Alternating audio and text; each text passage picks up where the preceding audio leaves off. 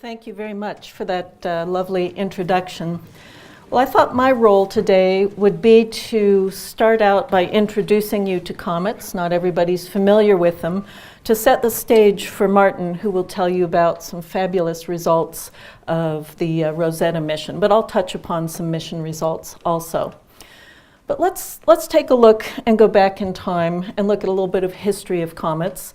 Nowadays, most people aren't so familiar with comets, largely because we live in cities, and this turns out to be our night sky. We don't get the beauty of the night sky like they did in the ancient past.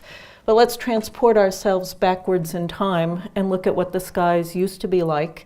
And in fact, in the past, comets actually had quite a reputation, more so than many other things in the sky, because quite often they would appear very suddenly and be exceptionally brilliant.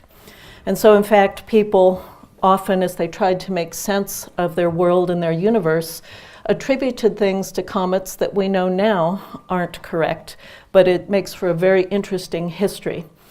Of course, when we got into the medieval period and people were trying to understand the mechanics of what was going on in their universe, comets still didn't have a very good reputation. And I'll talk a little bit about that and bring it into the modern era and tie it in with the theme of our conference this week, which is astrobiology. So we'll talk a little bit about the role of comets and life. Of course, nowadays, I believe there's many amateur astronomers in here.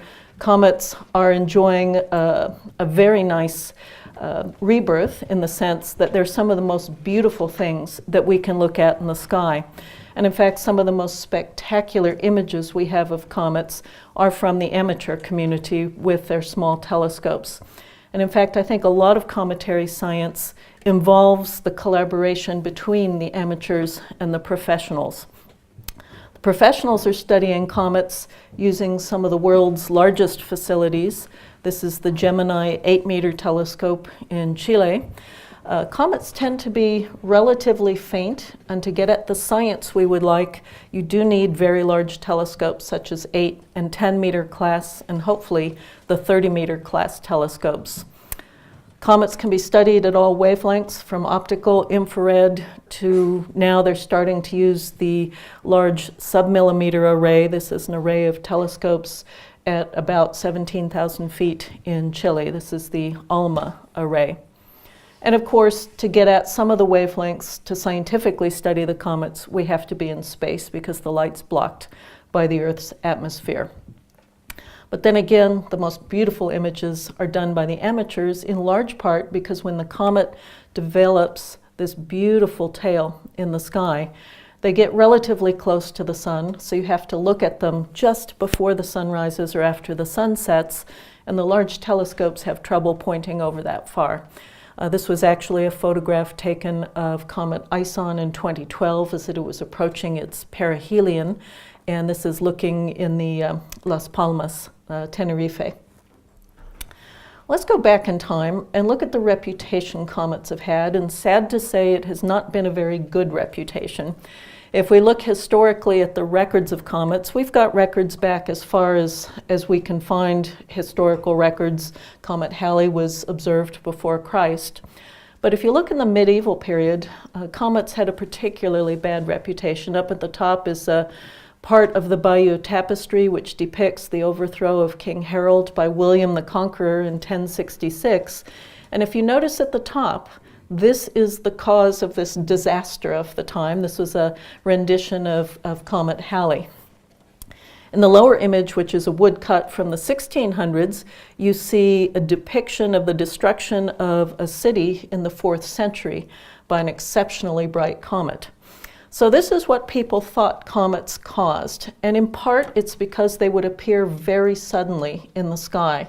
They would appear suddenly, they would be bright, and they would be enormous in terms of their angular extent. Even as we got into the 20th century, you would think scientifically people would be a little less fearful, but they were not, because it's quite surprising how long it took for scientists to realize what comets were. It was in the 1500s and 1600s that the first real scientific inquiry began on comets, with Tycho Brahe figuring out that these things had orbits, or they were farther away from the Earth than just vapors floating in the atmosphere. And then, of course, Halley's Comet, the first comet that got a name, was because of his ingenuity in understanding that these were things that actually orbited the sun. So this great comet flyer was worry over the great comet of 1910. And at this point, we knew very little about what comets were. It wasn't until the 1950s when there was a great debate as to whether or not comets actually had a solid body or were just swarms of dust. And it wasn't until the first space mission that we proved which of those two theories was correct. So in fact, let's take a look at what some of these historical comets looked like and why people might have feared them. This is a listing of some of the brightest, most famous historical comets, along with some comments that I'll mention in a moment. But this is the magnitude, or how bright they got at their peak brightness. And in case some of you aren't familiar with astronomy, the magnitude scale for astronomers is a logarithmic scale. It was developed by Hipparchus, the Greek philosopher before Christ, where they would look in the sky and say the brightest stars are of first importance, and so that became first magnitude. The next brightest were second magnitude, and so forth. And it turns out the eye is a logarithmic detector, so that was a factor of 2.5 in brightness. So 5 magnitudes is a factor of 100. Now you notice on here we have negative numbers, and that's because some of these got much brighter than the brightest things that we could see historically. So if we take a look at some of these comets, at the ancient woodcuts, you can see that this is one of the reasons they were feared. They were enormous, and if you've ever seen a bright comet, the tail can stretch all the way across the sky. This one in 1744 depicted many tails. The 1811 comet was quite famous because it had the longest naked eye visibility on record of 3/4 of a year. And you notice some of these have visibility very close to the sun in the daytime. Some of these are split comets, splitting either at perihelion, its closest approach to the sun, or afterwards. And then we get into more modern times, middle of the 20th century, there were a number of spectacular comets. Some of these you may remember. This was Comet West in 1976. In fact, the comets didn't always have a terrible reputation. There was a period, especially in the early 1900s and even before then, where comets were appreciated for their beauty. This was the Great Comet of 1843, and you can see it looks like a earlier version of a star party. People are outside enjoying it. At the appearance of Halley's Comet in the early 1900s, there were some stories of inspiration, people selling comet pills to ward off the effects of us passing through the comet tail. And at this point, they had chemical analyses of the light of the tail and knew that there was cyanide, which of course is poisonous. In addition, musical renditions were made for Halley's Comet, and there were great vintages of whiskey and wine for various comets. And in fact, this bottle down here, this was that great comet of 1811 that was visible for 260 days, naked eye. And that also was a year of a great comet wine, and that comet's name was Flaggergaus. And so this was known as the year of the comet wine. And apparently there were still some bottles left, and this was somewhat recently sold in London at auction for £75,000. I don't know if it was edible, but at least it was famous. So if you ever get an opportunity to see a great comet, they may look something like this. This was Comet McNaught in 2007, as seen from the southern hemisphere. We can see our neighboring galaxies, the small and large Magellanic Clouds, our own Milky Way. But if we think about how many comets are this beautiful, it's not very many. And in fact, if you look at the historical list of comets, those that we could see naked eye, which from a dark sight is brighter than 6th magnitude, or from a city maybe nowadays even 0, you can see that there aren't that many on record. Maybe 12 exceptionally bright comets in the last 300 years or so, brighter than magnitude 0. Maybe you get one every 15 years. And for some types of science that we want to do from the ground, you need something about as bright as 0. So you can see we don't have a lot of opportunities. And because comets are so important scientifically, NASA and other space agencies tend to put a lot of money in studying them. So why is it we're so interested in comets? From the scientific perspective, they are remnants of the process of a young solar system forming. Now, solar systems, and our solar system in particular, start their lives as these dense clouds of gas and dust in space, typically hydrogen, helium. The dust is silicates made in the death throes of other stars. And as the clouds begin to slowly coalesce and condense at very low temperatures, they get denser and denser, and it's in these dense regions that we have the process of star birth beginning again.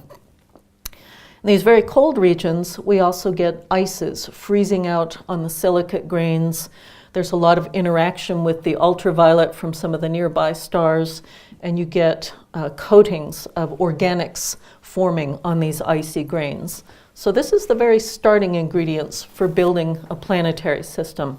Now, as the clouds collapse further and further, you get much higher densities, and you start to get sites within the clouds of star formation. Now, these clouds are so large that we often have multiple stars and multiple planetary systems forming at the same time. If we zoom in a little bit later in the process, maybe a few million years into the process, over here is an artist's depiction of a newly formed star and a neighboring system that's starting to collapse, where a young star is forming in the middle and a flattened disk of material is orbiting the star, and this will become a young planetary system. Now, if we were to zoom in and look at this planetary system, what we'd have is a star that's not quite hot enough to have its thermonuclear reactions going. And we have the dust and the icy grains are starting to evaporate close to the star, but farther out from the star, we still have all the ices intact because it's very cold. It's in this region that the planets are starting to grow.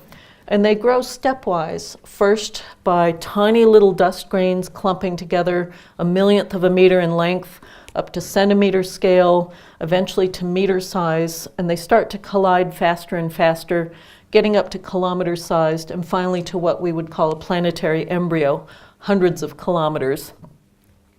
And at this stage, a young solar system may look something like this, where these are planetesimals, maybe kilometer scale building blocks that will become planets. Eventually, if they get big enough and form large cores far from the star, the cores can be large enough to start to gravitationally attract gases, as our giant planets did in our solar system. Now, once the giant planets get large enough and massive enough, their gravity can interact with these smaller planetesimals, and they throw them around, both inwards and out of the solar system. So what astronomers are doing when they're studying comets, they're looking at these leftover relics of the early solar system, icy bodies that formed far from the sun, at least we initially thought, that have been preserved in cold storage ever since. So where do these things come from? Well, the giant planets, in addition to tossing things into the inner solar system, also interacted with these icy bodies and threw them out of the solar system. If here's the sun in the middle and the orbits of the planets, our solar system is surrounded by a flattened disk of icy bodies that we today call the Kuiper belt. They can be kilometers in size, up to hundreds of kilometers in size. And beyond that, the giant planets threw them out into an icy spherical shell, maybe 50 to 100,000 times the Earth-Sun distance, where they've been stored in a deep freeze ever since. So this has preserved what they were like in the early solar system. Now, occasionally our planetary system passes close enough to a nearby star that it gives a slight gravitational nudge to some of these bodies in this cloud of comets called the Oort cloud, and it sends one inwards on a journey into the inner solar system. And as it does so, the beautiful comet tail starts to develop, as shown here in this lower image. And that's how we see them on their first pass into the inner solar system. And then some of these may interact with the giant planets and their orbit gets smaller and smaller, so they return periodically. But something coming in from the Oort cloud to the inner solar system may have a period of millions of years. So these great comets that are so spectacular, you see once and only once. So what happens as the comet gets closer to the sun and the sunlight starts to warm up the surface? Remember, these bodies are made largely of ices that were formed in interstellar space, water and other ices along with dust. Now, when we first started to imagine what the surface of a comet might look like, and you'll see some pictures today that show that this is a completely wrong image. They're not going to be bright and icy. They're covered with a very, very dark dust. But as the sunlight heats the surface, eventually the ices will warm up enough, they'll get enough energy, and they'll convert directly into a gas, a process called sublimation. And then for bodies that are kilometers in size, the gravity is very, very low. And this gas flow will start to push the cometary dust away from the surface of the body, called the nucleus. And then this dust will eventually be flying on its own orbit around the sun, because once it's more than a few nuclear radii away, it effectively doesn't feel the gravity of the comet anymore. This is actually an image of Halley's comet nucleus, and you can see jets of gas and dust flowing away from the comet. Now this image here is what it looked like in 1986 from the ground, and you can see a beautiful image. This was taken by Arturo Gomez at the Cerro Tololo Observatory in Chile, and you see two types of tails, a very broad tail that doesn't have much structure, and then this beautiful portion of the tail that has a lot of detail. Now that's a black and white image. When you look at them in color, this one is Hale Bopp, you can see that the diffuse broad tail is yellowish, and that's just sunlight that's reflected off of the dust grains. And then we have the bluish tail with the structure. This is the gas tail, and it gets the structure because of it interacting with the solar wind. The sunlight rips away electrons from the gases, and so now you have an ionized gas that interacts with a magnetic field, and it's mapping out the structure of the sun's magnetic field. It's glowing blue, much like a fluorescent light bulb works, and the chemicals that are responsible for the blue light are usually carbon monoxide, ionized carbon monoxide. So we get two types of tails. They're not always separate. They're not always pointed in the same direction. If the comet were moving around the sun in this direction, the gas tail will always point directly away from the sun, but the dust tail often follows the orbit. So the dust will kind of fill in between the orbit and the gas tail. So if the comet's moving in this direction, the gas tail can be leading and the dust tail could be trailing. So here's an example of this with Comet Lulin in 2009. Here's the beautiful gas tail glowing blue. This greenish glow of the gas surrounding the nucleus is usually emission from carbon atoms. And then we have the yellowish dust tail that we're looking at more or less edge on here. So when astronomers are going to the big telescope, they're hoping to analyze the chemistry of the gas in particular, because this gives us clues of where the comet formed in the solar system and at what temperature. So here's some images of some spectacular images of some very bright comets. This was Comet Lovejoy seen in 2014. Comets are named after the discoverer. And here you can see that this comet didn't have a lot of dust, but it has a beautiful gas tail, or an ion tail, glowing blue. This was in December of 2014. Just a month later, you can see the tail has substantially changed. It's the same comet, but the structure in the tail is reflecting what the magnetic field conditions are like at the comet. In fact, if I go back, you can see sometimes huge chunks of the tail will break off and disconnect from the comet in response to what the magnetic field is doing. On the other hand, we get some comets that are mostly dusty, and you've already seen some images of Comet McNaught. This was in February 2007. Couple of images showing the patterns in the dust. And again, the dust grains leave the nucleus. They're influenced by their initial velocity that they left the nucleus, and they're influenced by pressure from sunlight that dictates their path in the sky. Here's another comet, a little bit more recent. This was discovered in 2011 by the Pan-STARRS telescope. And here too, you can see that it's mostly dust, and we've got quite a bit of structure in the dust tail of this comet. Well, let's get back to the history. Remember, the ancients were terribly afraid of comets. Should they have been? I want to talk a little bit about this and the role that comets may have played in astrobiology. So this artist rendition of impacts on Earth is more or less what the ancient people were worried about and attributing comets to causing destruction on Earth. And in fact, they didn't have it completely wrong. In fact, as Earth was forming, we certainly know that there were a lot of impacts early in the history of the solar system. A few 100 million years after the Earth formed, we know that a giant planetary embryo, something the size of Mars, crashed into the Earth's surface. It would have melted the surface of the Earth, and the splashed off material, which was partly the planetary embryo, which has been given the name Theia, and partly Earth's mantle, recondensed and formed what today is our moon. We know that we had, early in our history, the moon was much closer. We had periods where the surface of the Earth was entirely molten. And only about 700 to 800 million years after the Earth formed, we know that there was a giant catastrophe in the inner solar system called the Late Heavy Bombardment, where there were a lot of things hitting all of the inner planets. And in fact, some of these may have been cometary bodies. Now, the interesting thing about this is not only is this a very energetic and destructive process, but because comets carry water, and we now know a lot of organic compounds, there's great interest in understanding, could comets have seeded the Earth with many of the ingredients necessary for life? Now, while these are incredibly energetic processes, it has been shown that some of this material could survive the impact process. Of course, it's not always good for biology.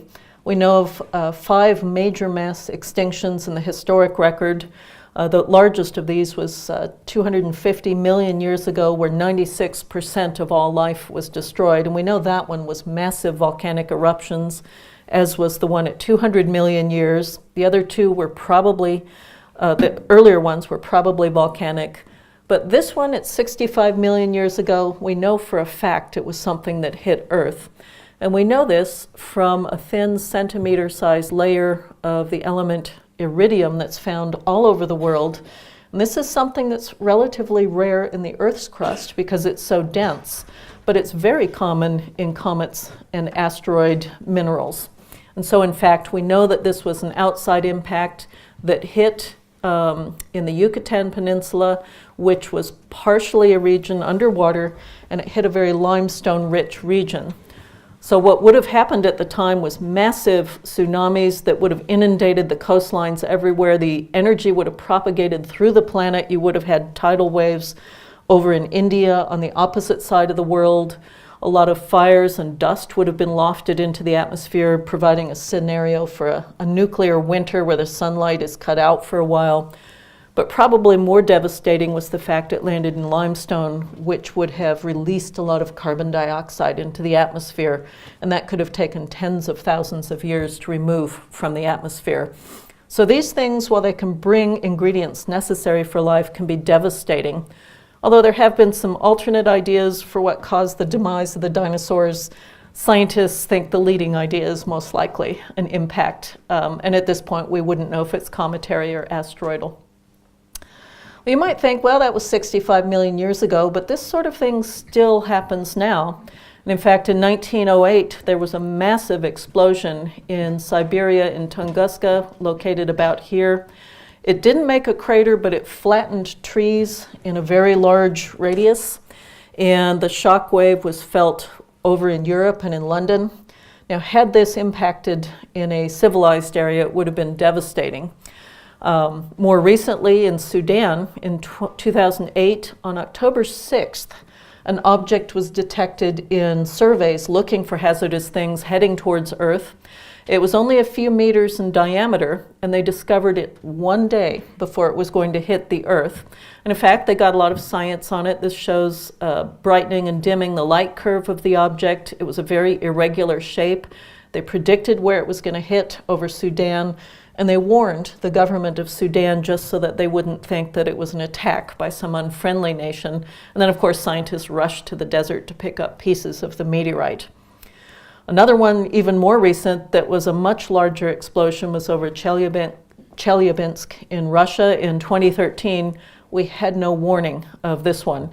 This was not as big as the Tunguska impact, which many think was a cometary body because it exploded over the surface.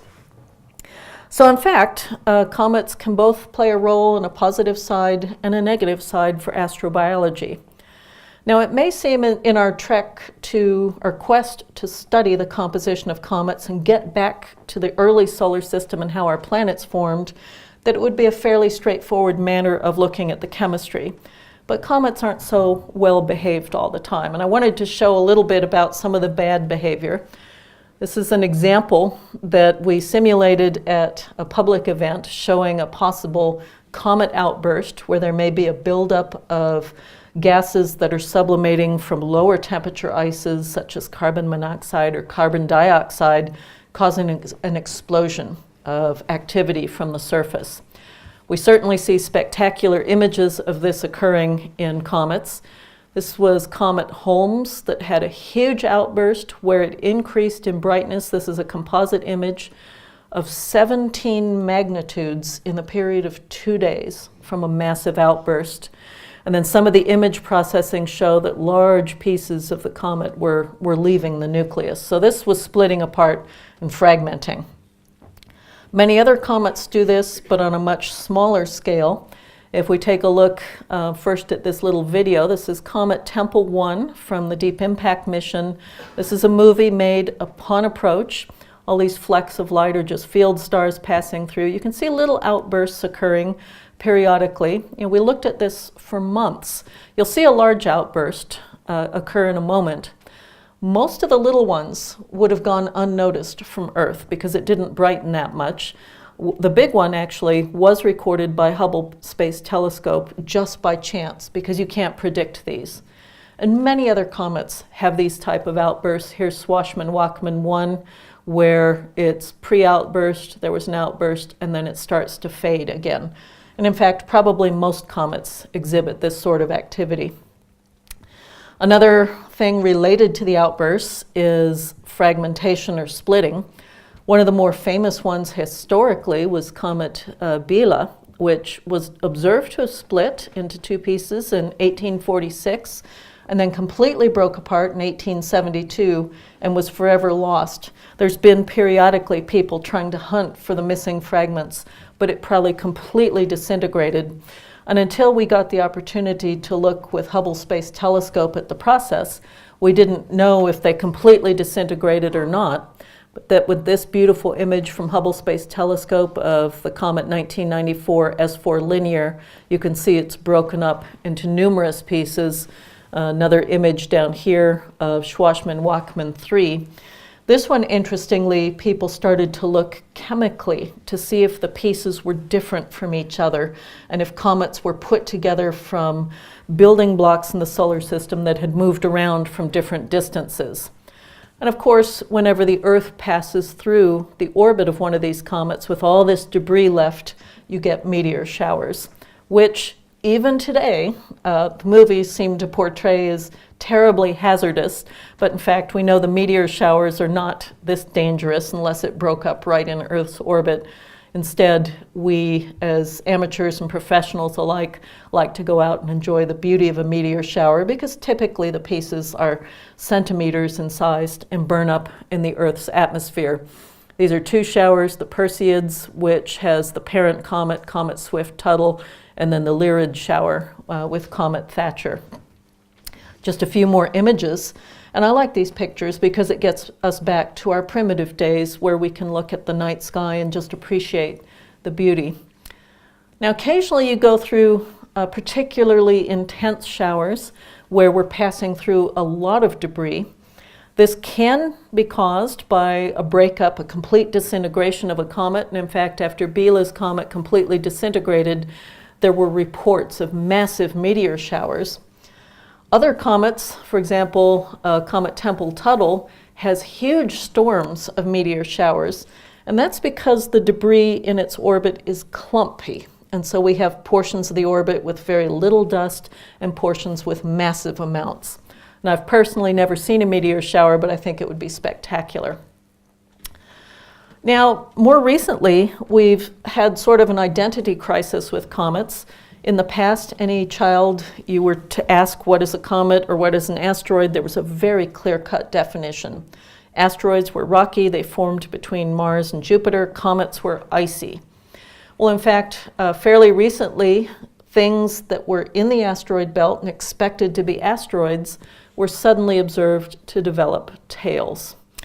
And the reason this was so surprising was that something that sits in the asteroid belt just beyond the orbit of Mars for the 4.5 billion years of the age of the solar system should be too warm to have retained any ices, according to our previous ideas about how well heat is transported. Yet here it had a tail. And this particular object, El Pizarro, has developed a tail 4 times now, every time it gets closer to the sun. And so we think this one is caused by ice sublimation. Some of the others, however, have very bizarre structures. This is a Hubble Space Telescope image of P2010A2. Here's another one of a different main belt comet. In all of these cases, there's a suspicion that it is not really a comet, but 2 asteroids that have collided because the tails disappear very quickly and have this unusual structure. On the other hand, we have other comets that split in spectacular ways. This is Comet Shoemaker-Levy 9, which was discovered in 1993 as a series of 21 fragments. It had passed close to Jupiter in 1992, and the gravity from Jupiter just ripped this comet apart. And in fact, here's some images from Hubble Space Telescope in the ultraviolet showing as these things impacted Jupiter, the massive effect it had on Jupiter's atmosphere. These images at the bottom were taken by the Galileo spacecraft as it flew past Jupiter, and you can see on the nighttime side the magnitude of the explosion. So finally, people with all these fancy computer codes for nuclear explosions in atmospheres could apply it scientifically. In fact, here's some of the aftermath of the events hitting Jupiter's atmosphere. This was an image taken in the infrared light showing the heating in Jupiter's atmosphere. So if something like this were to happen today on Earth, it would be very bad news for life on Earth. You say, well, Jupiter is so massive, it attracts things, and in fact, many of the moons of Jupiter show trails of craters that are almost certainly similar past events of split comets hitting the surface. But we see these on Mars, we see them on the moon, and if we see them on the moon, it means they've hit the Earth also in the past. Well, let's look a little bit at some space exploration leading up to what Martin is going to talk about in terms of the Rosetta mission. The very first mission to go to a comet in a flyby with imaging was the Giotto mission, a European mission that launched in 1985. What was special about this mission was it finally settled the debate that started in the 1950s over what comets actually were, and it proved once and for all that they had a solid body that was leading to the dust and gas tails. And to me, it's fairly surprising that we didn't know this until 1986. We suspected that this was correct, but we didn't know it until then.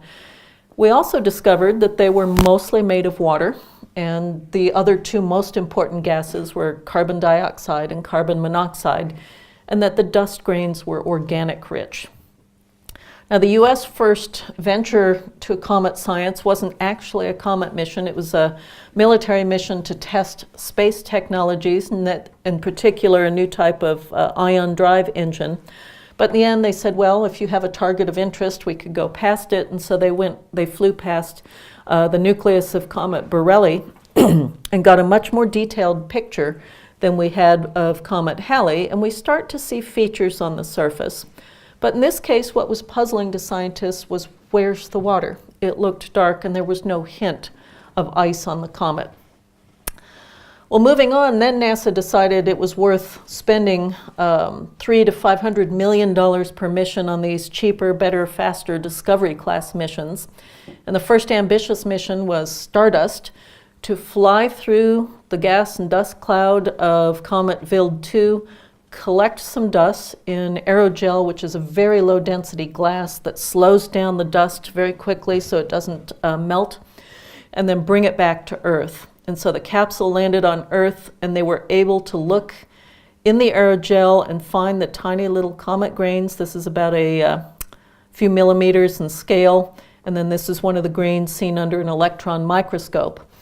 One of the really surprising things from this analysis was that the dust that was found in comets had seen very high temperatures, 1900 degrees, which meant that things that got incorporated in comets had once been fairly close to the sun. So this was a surprise. Things moved around a lot in the early solar system. Now, the mission I was involved with, the first mission, was the Deep Impact mission. This was an active experiment. The intent was to send 2 spacecraft to Comet Tempel 1 and have one of the spacecraft separate and hit the nucleus. And the idea was we wanted to scrape off the older layer that had been floating around in space for 4.5 billion years and get a look at the fresh insides. So the mission was designed to have a window where it would hit the nucleus, we'd fly past us, and have 15 minutes for all the dust to clear away and look at the crater.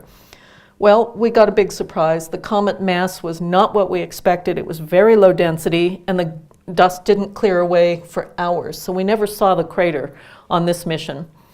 This was right before the impact. This is a specially enhanced portion of the surface, and this surprised us because it looked like there were craters on the surface. We didn't expect that because on a comet, it should lose on average about 1 meter of its surface every time it goes around the sun, and with a period of 5 years, this shouldn't have ancient craters, and it had smooth regions that actually looked like volcanic flows. Now, while most of the team was at the Jet Propulsion Laboratory at the moment of impact, I was in Hawaii on the summit of Mauna Kea, managing the world's observatories, coordinating everyone as part of the experiment was observing it from the ground. Now, NASA decided that with these 2 missions, we had working spacecraft still flying in space, the Stardust mission and Deep Impact. We could reuse them for $150 million and go to another comet. So Stardust was going to go back to the nucleus that we hit to try and look at the crater. And then our Deep Impact mission was planning to go to Comet Botan. Well, that's where comets have bad behavior again. We knew that going to Comet Botan was risky. It had only ever been seen twice on 2 perihelion passages. And I remember the principal investigator getting up at the NASA hearing saying, "Don't worry, Karen will find it. She's in charge of observing from the ground." And I said, "Oh, please don't say that. Comets can break apart." And in fact, the worry is if you don't see it at least 3 times, you can't really accurately predict the orbit. So we used pretty much all of the world's large telescopes, many nights of telescope time, and couldn't find it. And by December 15th in 2008, we reported it as missing. Part of the problem was it was going through a dense field in the Milky Way, so it was very hard to find. We thought at first maybe we'd found it after stacking all of the data together, but decided no, that wasn't it, and it probably broke apart. Now, this was a bit of an embarrassment because now the whole world has talked about NASA misplacing a mission target. But in fact, we did have a backup. The backup just cost more money because it took longer to get to, but the backup turned out to be spectacular. Much smaller than the original target. This was Comet Hartley 2, and extremely active. And as we got closer, we saw that it had jets coming out the nighttime side, and this is probably because the heat has penetrated down to deeper layers where there's carbon dioxide, so it comes out as jets, whereas the water is close to the surface and comes out everywhere. What was interesting here was that this comet was not controlled by water, but mostly by carbon dioxide, which was new. We also didn't see ice on the surface, except right at dawn there was a little bit of frost that condensed at nighttime on the surface. Now, meanwhile, Stardust next was going back to Tempel 1, the comet that we had hit, and our hope was to look for the impact crater. Well, you wouldn't believe how much battling there was between the scientists as we got the images back because the crater is not obvious. Imagine now throwing something into a fresh, fluffy snowbank. Eventually, this was the original deep impact image. We knew that the impactor hit somewhere in here. This is the image where they eventually decided this faint feature is the crater. Now, to me, what was really surprising was how little it appeared that the comet had changed in 5 years. But when in fact you looked at it in detail, this is 2005, 2011, and you look at the edge of this is the edge of this smooth region here, which we think was a cryovolcano. If you look in detail, the edge structure has changed quite a bit. And so for the first time, we got the impression that most of the activity isn't just everywhere, it's coming especially from these cliff faces. So we'd had images of 5 comet nuclei from space, and they all looked incredibly different, yet they're all producing from the ground these spectacular tails. If we look at the comparison of what each of these comets looked like from the ground and space, you can see by getting up close and personal, we can open up new types of science, and in particular, we can do a lot of chemistry that's harder to do from the ground. A couple more things where we get some insight into comets, some of the other behavior. Most of the really spectacular long period comets that get exceedingly bright, many of these are what we call sun grazers, meaning they approach the sun within a few solar radii, and so their tails get enormous. And in fact, many of these seem to have the same orbit, and apparently a very large comet, which was seen in 371 BC, probably broke apart and left all these fragments that we see today, and they're called the Kreutz family. And this comet may have been several hundred kilometers across. And as of a couple years ago, we were pushing 3,000 of these family members. Now, the comets don't always completely burn up, even though they're passing through the sun's atmosphere. Here you can see Comet Lovejoy just emerging through the atmosphere of the sun as it passed on the other side, although it didn't live very long.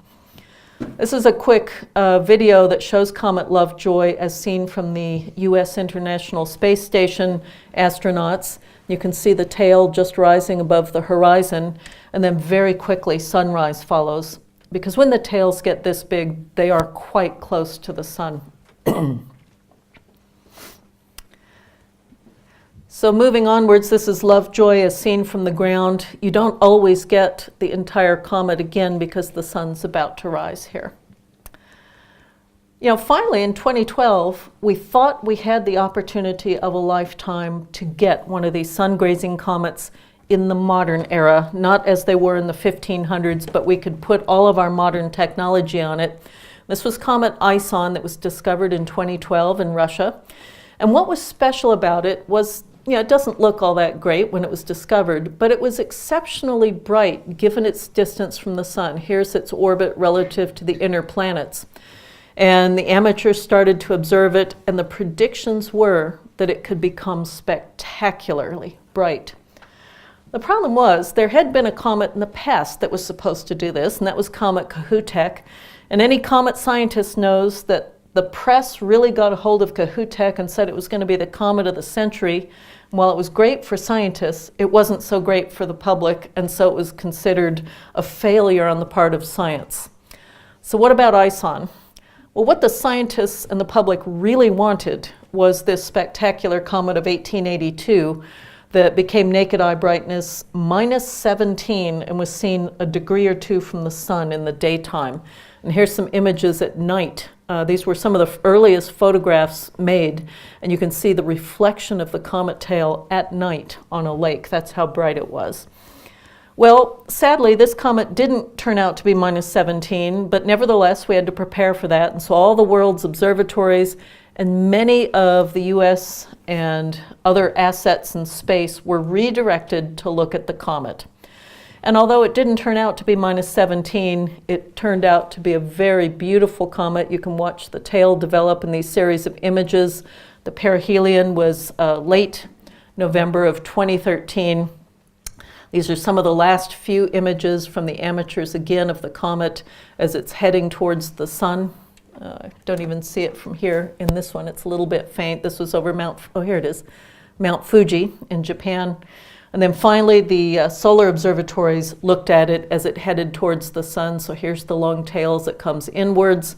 People were hoping it survived, and everyone was excited as it came out the other side, but quickly realized it had completely disintegrated. And in fact, it indeed broke apart on this side of the sun. Then there was another comet that was discovered in 2013.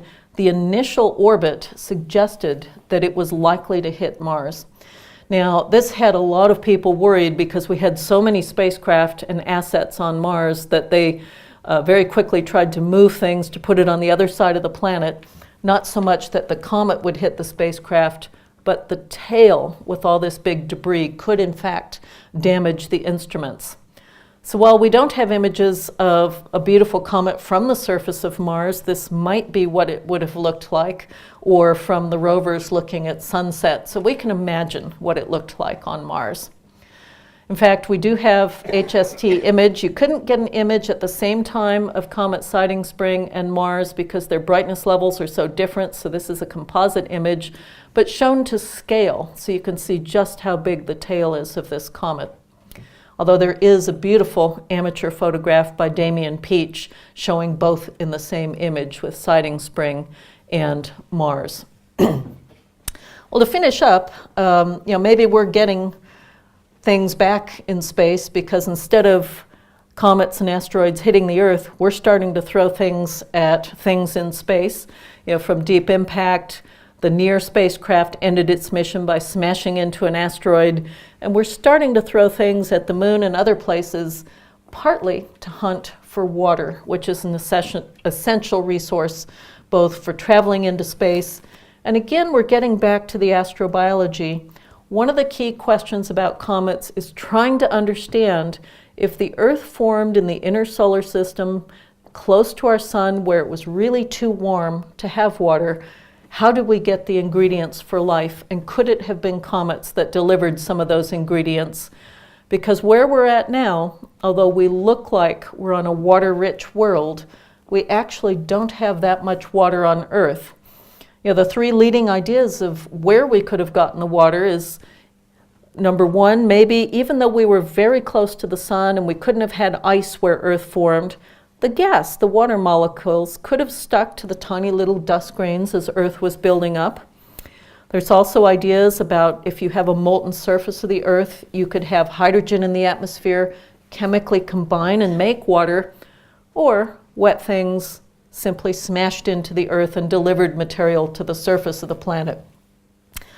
And this is important because as of today, we have nearly 6,000 exoplanets around other planetary systems, and if it turns out that those planets that are in just that right Goldilocks zone for life to be supported, if it requires some exotic means to get water to those worlds, it's conceivable that even though you might be at the right distance, you don't have the possibility for life. So where are we at this present point? And in fact, I threw this slide in because I've talked about this to kindergartners, and the very first question is always, how many comets would it take? So I had no clue. I had to work it out. If we have these giant sun grazers, it wouldn't take very many. If we have something like Comet Tempel, it would take 20 million, which isn't that many. So the last couple slides, where are we now?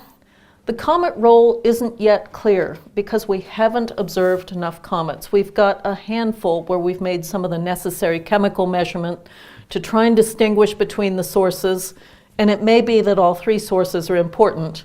But I think the key to understanding this is going to be missions that are up close and personal, that rendezvous with a comet and don't just fly by at a fast speed, and also bringing samples back to Earth.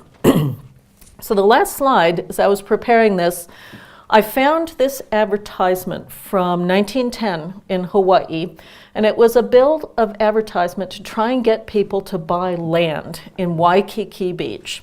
And they said, this is your last chance to ever buy affordable land in Hawaii, and that's probably correct.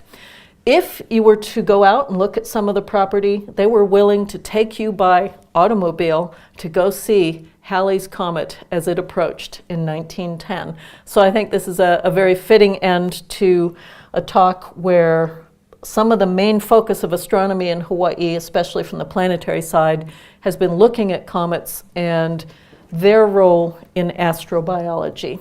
So with that, thank you, and I believe there's a little bit of time for some questions.